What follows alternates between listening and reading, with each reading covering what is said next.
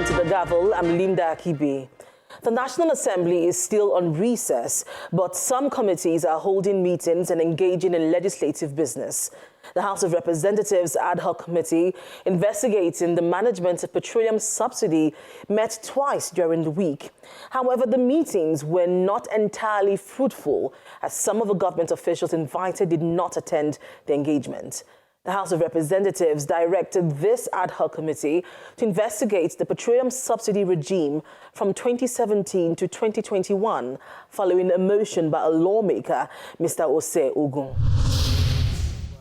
The House of Representatives Ad Hoc Committee on Subsidy Regime is giving the Minister of Finance, Zainab Ahmed, a one-week ultimatum to appear before it.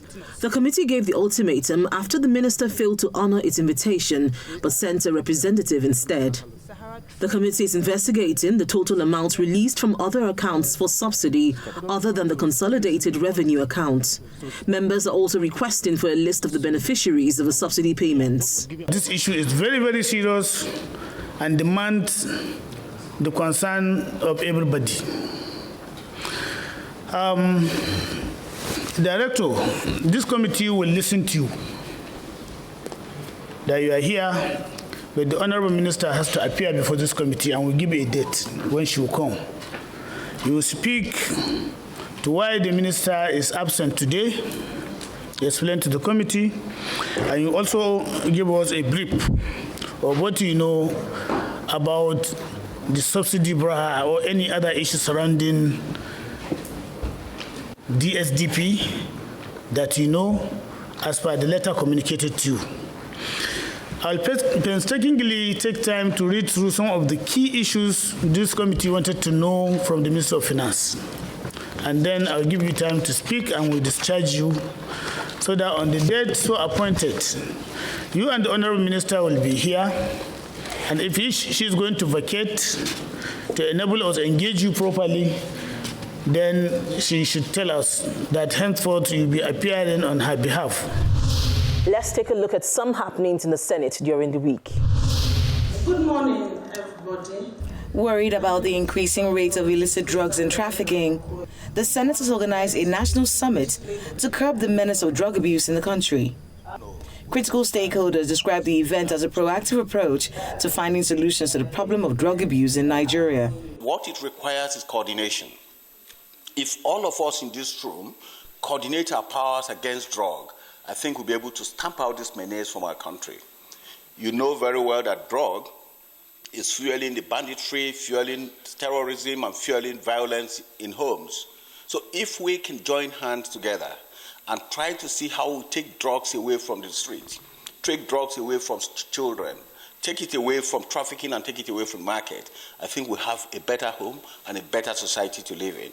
The Country Office of United Nations says the NDLEA Act is being reviewed to include more stringent punishments for drug abuse offenders. The National Agency for the Prohibition of Trafficking in Persons is of the opinion that the abuse of technology is a major factor for the increasing rate of drug abuse in the country.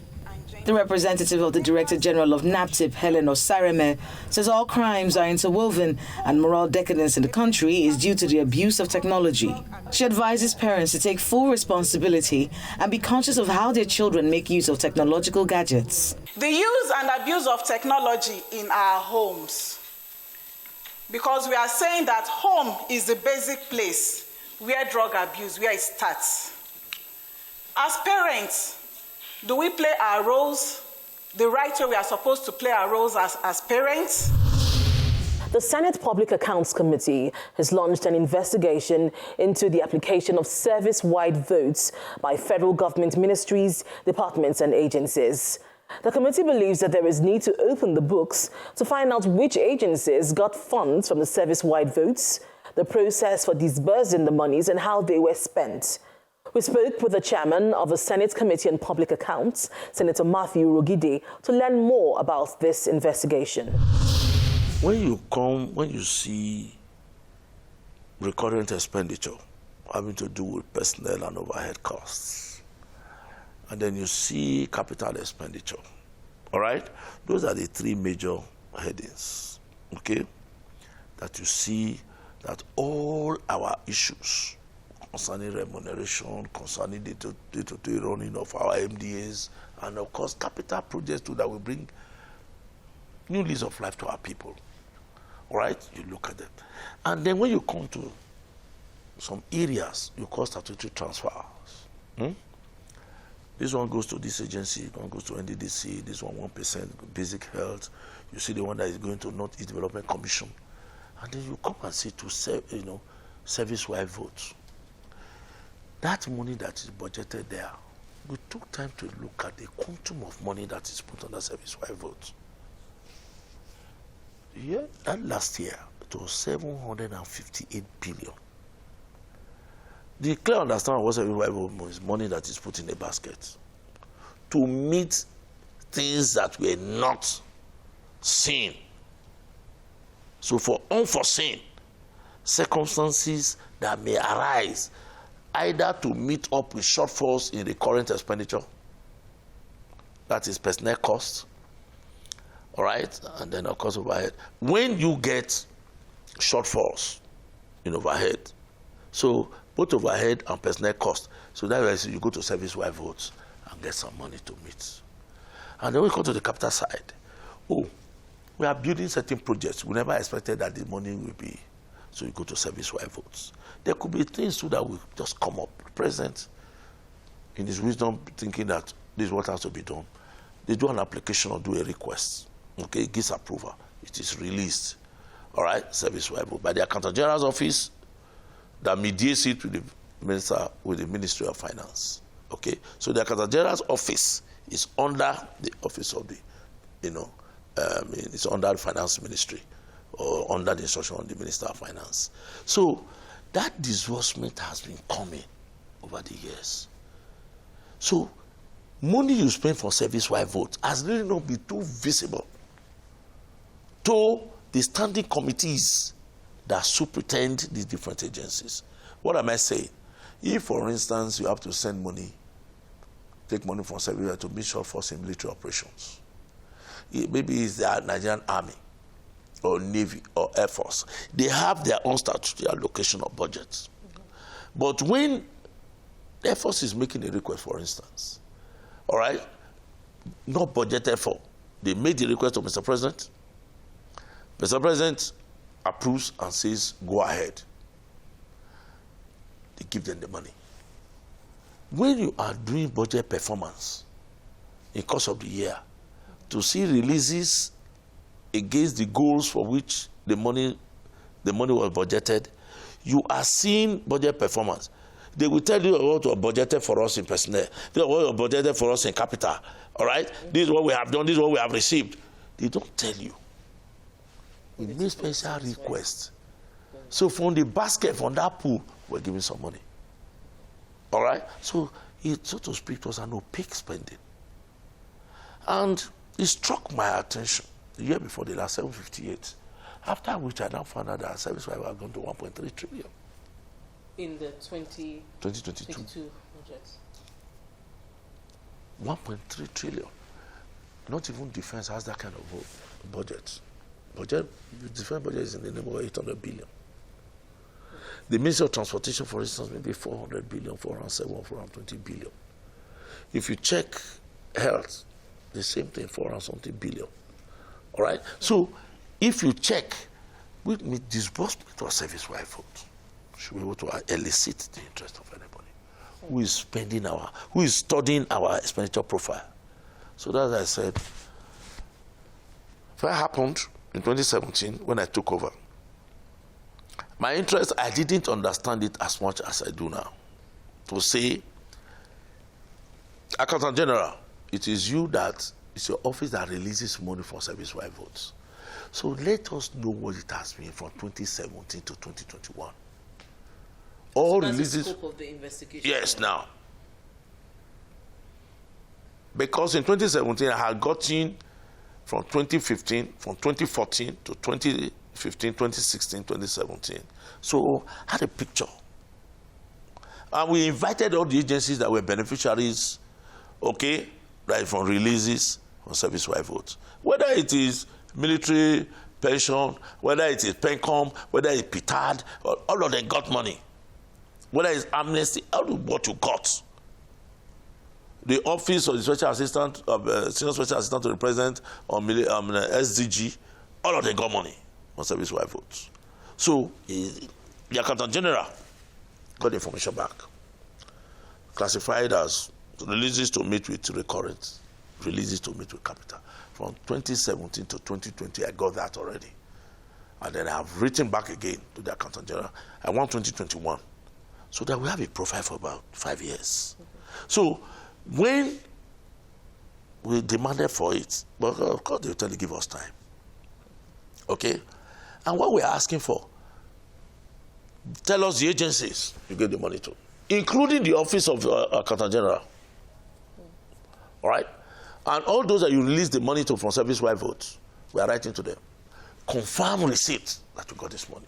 Now, some would wonder that since the country has a pool of funds to use for eventualities, that's the service-wide votes, with this issue, this ongoing impasse between the federal government and ASU, why can't the federal government take some funds from the service-wide votes to resolve the financial issues with ASU? Because we know the problem between the federal government and ASU is not just finances, other issues of IPs and all. So why can't the federal government take from this pool of funds to at least use it to resolve some of the issues with ASU? For me, the issue of ASU, maybe the federal government does not see it as the federal government, that is the executive, because we are still part of federal government. The executive arm has not prioritized it here to say, yes, this is what we should do. Okay? In fact, even the government was going to put what we call first-line charge to say the issue of ASU over the years, to say first-line charge, let us put this one there. All right, they probably would have been meeting with their obligations, much easier than they are doing now. So if they are not getting money from service-wide vote to cure the problem that is coming from ASU, I think that is, exclusively, the problem, of the executive. There was uproar in the country a few days ago where it was disclosed that the federal government used a sum of 1.14 billion naira to purchase vehicles for Niger Republic. And then there's this question, where did these funds come from? Did it come from the service-wide votes, and were these funds appropriated by the National Assembly? You see, just like you go to the other arm of government, the judiciary, and you are before a court with your prayers, the court will not give you what you did not ask for. For us, this issue of 1.4 billion, that 1.14 billion that was used to purchase vehicles, the report that we have received, some say SUVs, some say, maybe there are, security vehicles that were bought, to assist them, because we have common boundary problems and all of that, talking of incursions. So if it is to have a joint patrol or joint interest protected, I don't see anything wrong about that. What I see in all of this, like I mentioned before, is was the money appropriated? If it was not appropriated, it's okay, it's from service-wide votes. Whatever is going from service-wide, we're supposed to mistakenly, with our own expenditure, in recurrent and in capital. So if you thought it was appropriated, probably was in capital. If we are meeting with it and the objective of government, that is where they are at liberty to put whatever they want to put. And if we are subjected to consideration, all right, before passing the budget, the National Assembly probably would have said, we are giving this much or we are not giving this much, okay? But for me, like I said before, it depends on if the amount was appropriated. The president has a prerogative, really, to want to do, do this or do that, or incur some certain expenditure. You're welcome back to the Gavel. We continue with the interview with the chairman, Senate Committee on Public Accounts, Senator Matthew Urhogide. Your committee has been engaging with several ministries, departments and agencies for more than a year now. And this engagement has to do with them replying the queries of the Auditor General over issues involving financial impropriety and wastage of funds.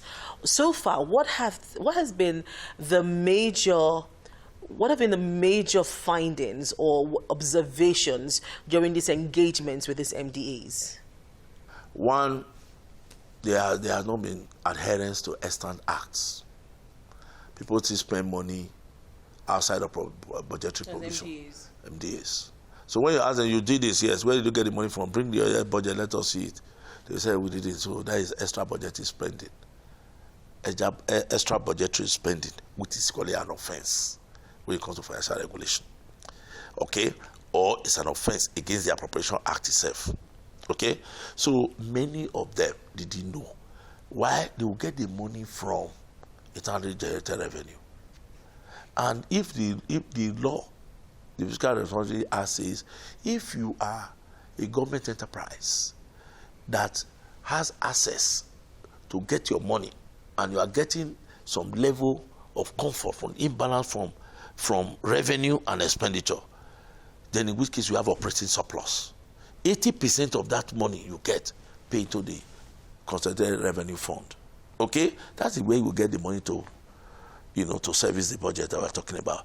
So, if, the agencies collect this money they don't bring, or the secular government that sees any of those IGROs, the internally generated revenues that you get, what you should do, 25% of it should go to the CROF.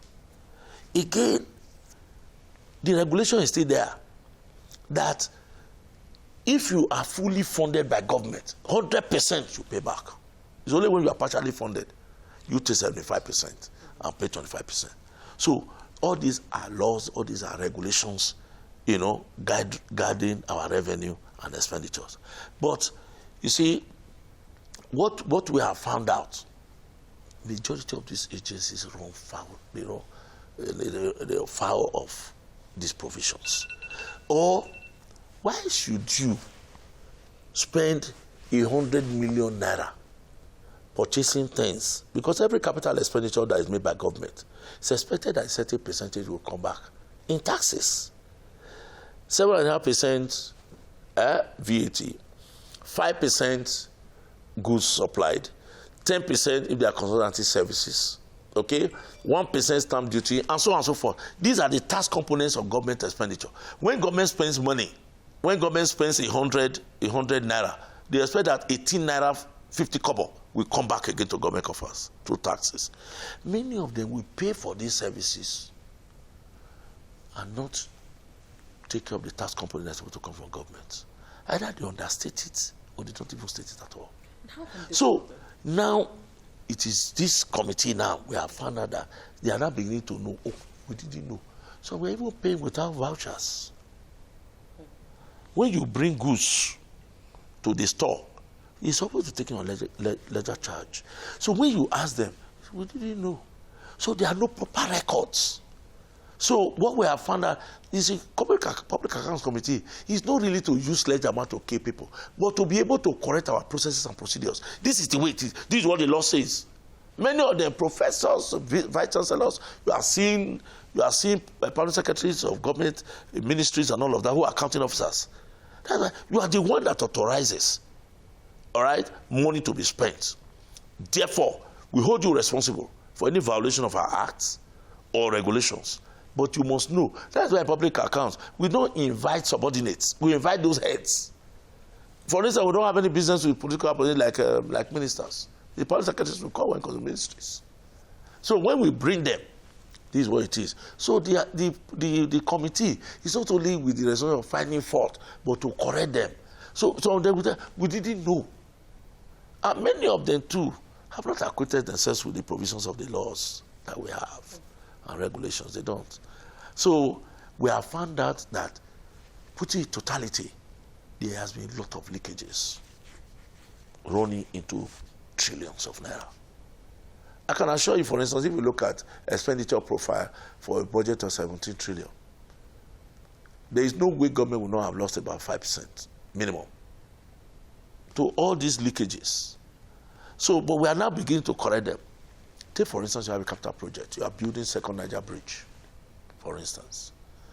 Audit process, maybe performance audit that is supposed to carry out by the Office of the Auditor General, is to go and see that every step in the way, the construction of that project, whether it is the beginning, any amount of money, as long as you are bringing certificates of job done, before you are paid, you are supposed to establish that there is value for money before you move to the next stage. But in Nigeria, they voted $6 billion to go for a rail track that is going from Benin City to Kano, all right, for instance. And then you are spending $6 billion. And by the time you really now call the auditor to come and see, the auditor tells you the value that you have there is $3 billion. You should have called him. Then you now start calling FCC and calling ICPC. That's like you said, why do you wait for corruption to be consummated, completed, sealed, before you can call the FCC? And so how do we correct these anomalies? Section 86 of the Constitution has to do with the appointment of Auditor General. Go and check. Auditor General is not answerable to anybody. And Section 85, subsection 7, all right, it's very clear that Auditor General is not subject to the authority of anybody or any establishment. But in our place, in this country, Auditor General is subjected, all right, to the total rules of civil service. Auditor General, to the largest in our country, is being supervised by the head of service. The head of service have made a lot of precautions. Yes, these people are civil servants, but the audit house, go and check. The man that heads that place, he's not supposed to be subjected to the authority of anybody. Yes, head of service will say, okay, the structure in the place, it is my responsibility because it's an arm. So that is why the federal audit bill, we have tried to come up with it, that we remove that office under the supervision of the head of service. Do you think in the present arrangement, the Auditor General really can look at expenditure in the office of the head of service and say it is wrong, when that is the boss? Or he can say what the Minister of Finance is doing, I've audited the account, it is wrong. Can he say it when he's subjected to their whims and caprices? So, if we really want to do the correct thing, let us, as the Constitution says, this Constitution, as defective as you see it, that provision is still there, that remove the office first. Everybody rushes for appropriation. Give me more money. Nobody rushes to give account of their expenditure through financial audits. So, that office, go and check. It started with staff strength of over 3,000 people. They are just barely above 1,000. As people go, they don't employ. So, who are the people? Where is the personnel to even vet the audit report that 797 agents of government are bringing in? Nobody comes to ask for budget in a succeeding year when the preceding year you have not audited the account. And check all the establishment acts, all the acts creating all MDAs. Go and check. Under audit, you will audit your account 6 months into the new financial year. Meaning by June 1st every year, everybody is supposed to send in the audited reports. Okay? So before you prepare the other one. This country, there are some agencies that have been established for 10, 20 years. They have never audited their account once. But they keep coming to National Assembly to get. And when we say, look, we have equally audited all these companies, all these agents, MDAs of government. These ones have not been. Government, do something about it. We send it to them as a resolution. They don't do anything about it. So it's just unfortunate. If we can get that process corrected, expenditure, we would have succeeded in blocking the loopholes. I want to tell you one thing. The money we spend in this country, up to this debt profile, what to the deficit that we have, is in the pockets of people. This is where we call it a day on this week's edition of The Gavel.